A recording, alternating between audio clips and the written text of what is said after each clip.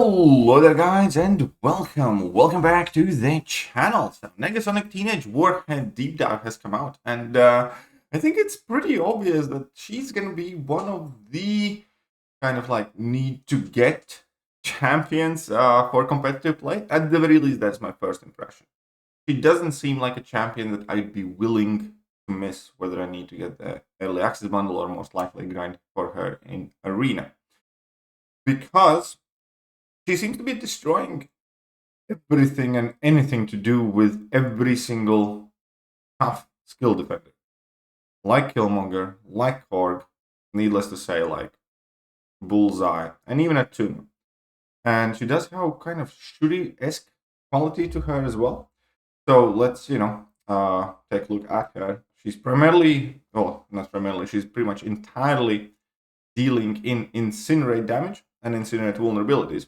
One of the biggest tricks is that all of her attacks deal energy damage and do not make contact, which means, like Shuri, she's going to be completely impossible to parry. Reparrying is not going to help. She's going to be obviously able to bypass Atuma's damage back, Electro's damage back, Thorn's nodes, so on and so forth. And all of that comes from energy damage. Again, another interesting thing about her is that her entire kit deals in passives.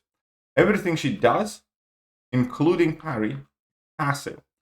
So that obviously automatically bypasses all of the skill shrug effects, all of the cleanse stuff from Jabari Panthers and Shield and so far.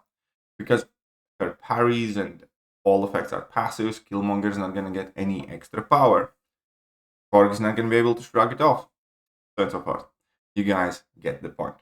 So during the fight, Negasonic inflicts the following passives: Incinerate vulnerability, and stun. If parry master is active, also inflicts stun. Basically, it's unable to inflict debuffs. In no way, no how. And that's quite massive. That is quite massive indeed. And then, looks great. As I mentioned, all of the skill champions that you can possibly think of will get absolutely shredded there. With the possible exception of like Nick Fury, she still has to deal with 2 lives. She doesn't stop Nick Fury's second life. All other champions, though, do nothing. There's also this very pesky await when Negasonic enters each fight with a precognition charge, which allows her to evade an attack and counterattack, inflicting a stun passive. This await won't activate while blocking.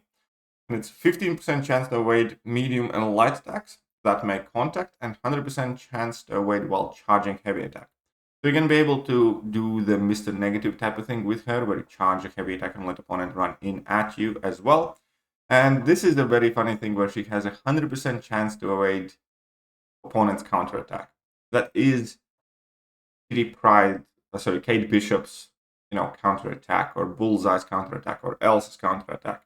And she can actually be extremely cheesy for skill champions. Because against skill champions, she can be absolutely bonkers. So, we already discussed her personal abilities, discussed all of the attacks, and yeah, she's just going to be stacking up Incinerate with her mediums. With light attack, she's going to be pausing them. That works up until 5, and past 5, you're going to have to work with special attacks. And here you go. Each time a raid activates or is prevented from activating, precognition goes on cooldown for 25 seconds. Additionally, precognition goes on cooldown each time she is knocked down or inflicted with power burn, power drain, or power lock effect. Each time the opponent lands a critical hit, including through block, 1.5 seconds is removed from the cooldown. While fighting against tech champions, precognition begins on the cooldown. This, however, is still going to be a very, very pesky ability. Now, she's not going to evade through block. She's not going to evade on heavies or specials. Problem is, at the beginning of the fight, if she starts with an evade, you need to knock her down, and you're unable to parry. So you're going to have to block bait a heavy attack effectively. And that obviously becomes dependent on animations as well, which champions will be able to counter her heavy with a heavy of their own. Or alternatively, you're just going to need an ability that stops evade. But given that this is active as you're hitting her from the very beginning of the fight, I think she can legitimately provide some problems on defense as well. So while fighting skill champions, and this is completely brutal as well, opponents bleed, evade, and true effect suffer minus 100% ability accuracy. Additionally, precognition does not go on cooldown from evading counterattacks. So that not going on cooldown from evading counterattacks means that she can attack Bullseye all day, every day, and you do not care whether Bullseye is trying to counterattack you or not. Also, being immune, reducing opponent's ability accuracy to bleed, evade, and true effect against skill champions means that skill champions effectively can't evade against her. And, Nick Fury is going to be doing no bleed debuffs or all others champs as well. So, she's going to absolutely destroy skill champions. Like, there's no question about it. She's going to be, like, the most effective skill hunter that I think we have, or close to it, pretty much. Then also her heavy attacks. I can charge 5 seconds longer than normal. First hit inflicts Incinerate vulnerability. Keep in mind that you can just randomly charge your heavy attack and let your precognition evade protect you, basically, and that's how you effectively start the fight. And then her special attacks. So special 1, you refresh all your personal Incinerates, even if blocked, and each hit after the first inflicts 1 Incinerate, so you can start stacking your Incinerates with that. Or special 2, after the first hit, you need to smash your block button. It's kind of like with Hover the Duck. It's basically the button mashing ability. And you build up dormant Incinerates, up to 16 of them, and that's another way how you can get a ton more Incinerates on the opponent. And then special 3. Most people typically will not use special 3. Level 2, level 1 rotation is pretty much going to be the way to go. But a level 3 means that if you do get hit by it, you're probably just dead because you get inflicted by Incinerate vulnerability, 3 Incinerates, and a stun, all at 50% increased duration. And it means, you're just going to be stunned as she wails on you further. The SIG ability is quite useful too. As an attacker, Negasonic's evade counter attack inflicts 3 Incinerates. So that's another reason why I want to start the fight with charging heavy attack, use this counter attack, and immediately apply 3 Incinerates. And personal Incinerates are paused during her special attacks. Additionally, striker hits and counterattacks pause Incinerates and Incinerate vulnerability, as well as if they were light attacks, so for 1.5 seconds. So this is definitely quite useful. And then as a defender, start each fight with a 100% bar power, or up to 100% bar power, making her even more fun to deal with. Ultimately, it does look like a very solid and interesting champion that will be pretty much mandatory for competitive play. Because regardless of how many core counters there are, like for pretty much everything aside from Juggernaut, you're still going to take a while to kill your core.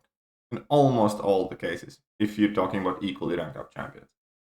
Similar with Killmonger, unless you have like CGR, most champions will take some time against CGR. Obviously, there are other options like Black Cat and so on and so forth, but this seems to be like an absolutely surefire, proof, idiot-proof way how to kill all of the nasty skill defenders. Bullseye does effectively nothing. You take no bleed damage, you don't need to worry about his evade. All of her abilities obviously are more potent. You can just go ham and completely destroy him. And then Atuma does nothing because you never make any contact and you can parry freely and life is good. And there's absolutely zero inconvenience to you from destroying Atumas and Killmongers. Killmonger will not even get powers from debuffs because there are no debuffs. And it seems also that she's going to be fairly simple to use. So that leads me to believe that she's going to be quite popular champion. Offensively, very popular addition to the contest. And with some defensive use as well. I'm sure we're going to figure out how to deal with her, counterattack evade. Fairly straightforward, but some filth that she does to all of these skill defenders, as we can see. It's all passives. There's, tons of Incinerates ticking away. She's just doing whatever she wants, and she's taking on Atumas, again, tons of Incinerates, and she completely cheeses Bullseye, where you can just go completely ham, forcing him to evade in order to counter evade and stun the opponent, and just going for like a massive loop of that. So it is very obvious what Kabam has done here. And I do think she's also going to be a very simple champion to use. There doesn't seem to be too many kind of like super skilled mechanics involved.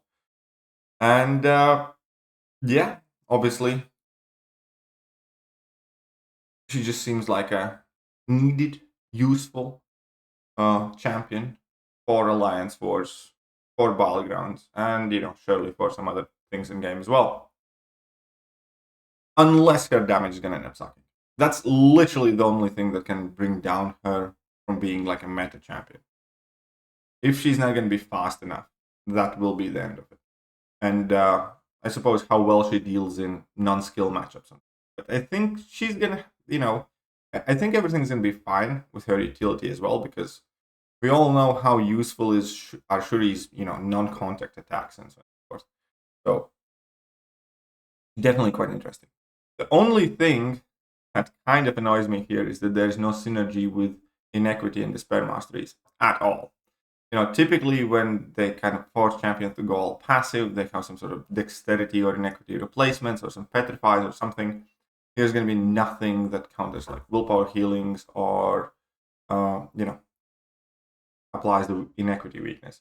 But ultimately, definitely look forward to getting my hands on her, testing her out. She seems like a very, very exciting champion.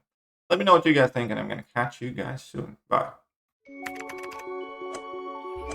Hello there guys, and welcome back to the channel. So we have all the information about